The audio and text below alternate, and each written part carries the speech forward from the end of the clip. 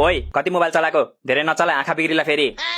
साले चस्मा चाहिँ तैले लाएको छ अनि मेरो आँखा बिग्रिन्छ भन्छस् त्यही भएर त भन्दैछु नि धेरै नचला नत्र मैले जस्तै चस्मा लाउनु पर्ला नि फेरि आज के भएछ यसलाई तेरो मोबाइल खोइ चार्जमा राखेको छु भित्र फ्री फायर खेल्दा खेल्दा ब्याट्री नै सकियो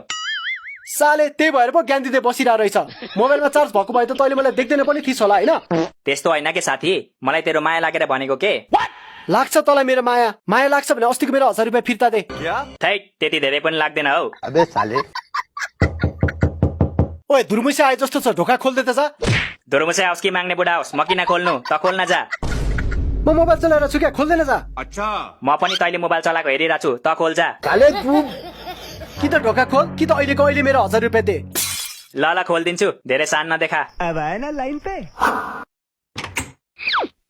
ओइ ढोका बन्द गर छिटो छिटो बन्द गर ओए धुर्मुसे किन यसरी आत्तिदै आएको अनि को यो केटी तेरो भाउजू हो नमस्ते गर गफ नदे मेरो भाउजू त दाजुसँग चितवनमा हुनुहुन्छ त्यो भाउजू होइन के साले मेरो बुढी तेरो भाउजू तेरो बुढी त चटपटे लिन गएको होइन बुढी पो लिएर आइस अनि यति छिटो कसरी बिहे गरिस् त गएको त भर्खरै घण्टा हुँदैछ त बिहे गरेको होइन के भगाएर लिएको त्यही भएर त कुद्दै आएको नि अनि भगाउनै सोच्दै गएको थिइस् भने बाइक लानु पर्दैन थियो बाहिरै थियो त मेरो बाइक भयो तेरो बाइक भन्दा त कछुवा छिटो कुद्छ तेरो बाइक लगेको भए त भोलि पनि आइपुग्दिन थिएँ म ओइ तेरो 1000 रुपैयाँ चलाएको छु भन्दैमा जे पाइँदै नभने हामीलाई नि भन्न आउँछ नि फेरि अच्छा के भन्न आउँछ र तँलाई A for Anita B for Vinita भन्ने धेरै नसिकाइ मलाई अनिता र विनिता त मेरो साथी हो त तिमीले कसरी चिन्यौ यसले नचिनेको कोही केटी छैन भाउजू तपाईँ आज नभागेको भए भोलि यसले तपाईँलाई पनि फ्रेन्ड रिक्वेस्ट पठाइसक्थ्यो केरो बाउले भन्ने होला मार्छ बेबी तिम्रो साथी त डेन्जर रहेछ त होस् न त मलाई के को मतलब अनि तिमी चाहिँ मेरो साथीको कुरा किन गर्दैछौ तिमी मेरो हौ मेरो कुरा गर तिम्रो कुरा त गर्दा गर्दा थाकिसके म कोसँग गर्यौ र मेरो कुरा मेरो साथीहरुसँग गरेको नि अरु कोसँग गर्नु र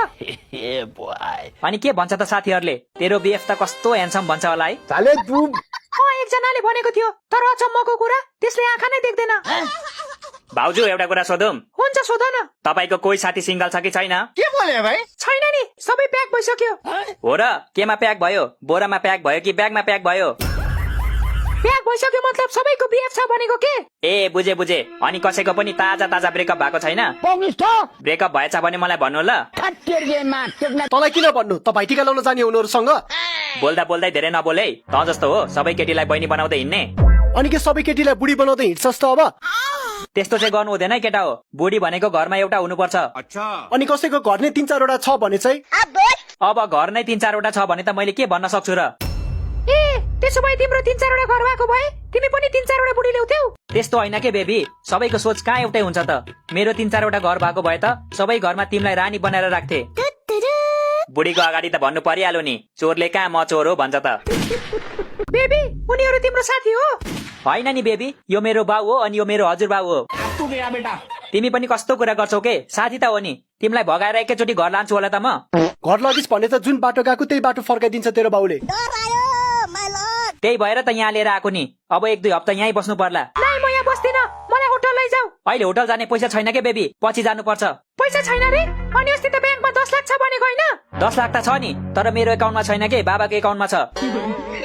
तसँग अलिकति पनि पैसा छैन छैन नि यार बरु तसँग छ भने सापटी दे न मलाई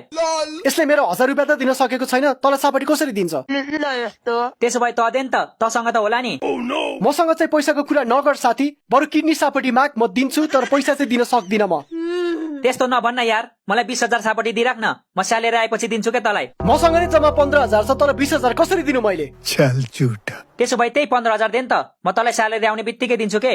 भएको 15,000 तँलाई दिएर म चाहिँ के राख्नु नि खोया खोया त तसँग सानैदेखि छ हैन र अबे साले बेबी मलाई त लास्टै डर लागिरहेछ हौ मेरो दाइले भेट्यो भने त 1 मिनेटमै गाड दिन्छ हामीलाई 1 मिनेटमा त गाड्दैन होला हौ भाउजू खाल्डो खन्नु नै आधी घण्टा जति लाग्छ त्यही माथि लास राखेर पुर्दाखेरि त लगभग 1 घण्टा जति त लागिहाल्छ नि हौ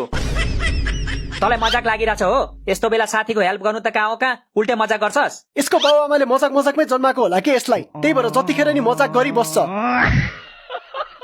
ओइ त कस्तो खालको साथी हो के साथीको घर उजाड्न खोज्छस् घर उजाड्नलाई घर बस्न परेन भगाएर ल्याउँदैमा घर बस्छ अनि कहिले बस्छ त रुको जरा घर त हनीमुन मनाएपछि बस्छ त्यसैले जा सुरुमा हनीमुन मनाएर आइज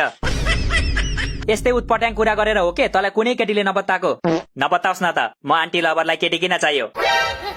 तँलाई त आन्टीहरूले पनि पताउँदैन बुझिस सुरुमा आफ्नो बानी सुधार म जस्तो छु ठिक छु मलाई कसैको लागि परिवर्तन हुनु छैन त्यसो भए जिन्दगीभरि सिङ्गलै बस तँ चाहिँ कहाँको प्ले बोय होस् र तेरो पनि त जिएफ छैन नि मैले त नचाहेर नबनाएको बुझिस नत्र 2 मिनेटमा जिएफ बनाउन सक्छु म 2 मिनेटमा चाउचाउ त बन्दैन जिएफ कसरी बनाउँछस् बेबी तिमी मात्र होला भनेको त तिम्रो साथीहरू पनि गफाडी रहेछन् त्यसैले त हामीलाई गफाडी ग्याङ भन्छ नि भाउजू मलाई भाउजू नभन ल हाम्रो बिहे भएपछि भन्नु अहिले मोनिका भन्दा हुन्छ किन बेबी भन्न देऊ न भाउजू कस्तो राम्रो सुनिरहेछ नाइ के बेबी मलाई लाज लाग्छ के कस्तो लजाउने के तिमी त छ्या धेरै लजाउनु स्वास्थ्यको लागि राम्रो होइन नि बेबी किन र बेबी धेरै लजायो भने पाइल्स हुन्छ हो अबे साले चिन्ता नगर मसँग पाइल्सको औषधि छ तैले काम नपाएको हो काम पाइनेस् भने जा मासु लिएर आइज आज मासु खानुपर्छ मैले मासु खान छोडिसके अब जिएफ बनाएपछि मात्र मासु खान्छु म यसको मतलब त जिन्दगीभरि मासु नखाने चुपलाक त हेर्दै जा यो हप्ताभित्र एउटा राम्री गर्लफ्रेन्ड बनाउँछु म ए हो ल ल बनाएपछि मलाई पनि चाख्नु दे अलिकति साली गर्लफ्रेन्ड बनाउँछु भनेको तरकारी बनाउँछु भनेको छोरा चाख्न दिनु तँलाई कैसा लगा मेरा मजाक